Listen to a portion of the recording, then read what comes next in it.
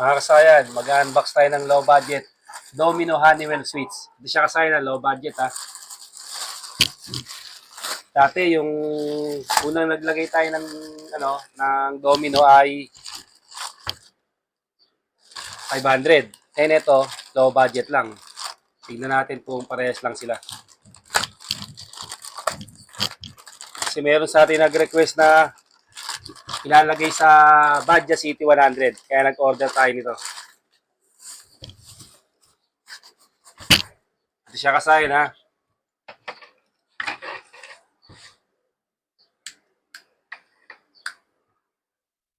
Parehas siya kasayan, okay naman.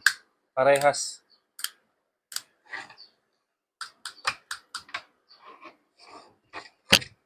Inilagay natin to sa sa kolong-kolong.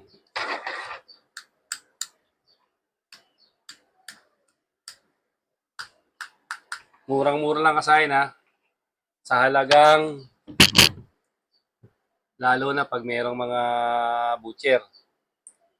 Ito siya kasayan, ito yung total nyo. Kakarating lang ngayon. Yung total niya ay kano? 220. 220 lang yung total niya. Kaya siya kasayan.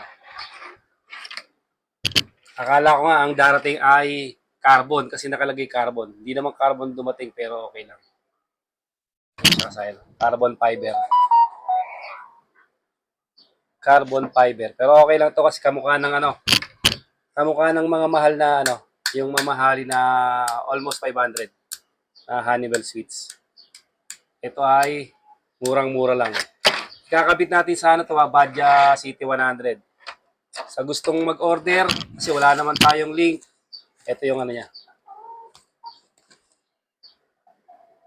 Ayan yung kanyang QR code. Para mas madali kayo makakuha ng low budget na Honeywell Domino Switch. Ito nga pala yung mga function niya. Ito yung kill switch niya. Pero kadalasan ginagawa na lang tong on-off switch. Ito naman yung passing niya, pwede mo rin siyang gawing busina. O pwede mo rin gawing starter.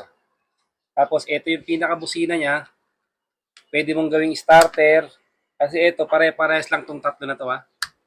Pwede mong gawing starter, busina, passing light. Starter, busina, passing light. Starter, busina, passing light. Etong tatlo na to, pwede mong gawing busina, passing light, at saka starter. Tapos ito, left and right ng signal light. Tapos ito naman, hazard.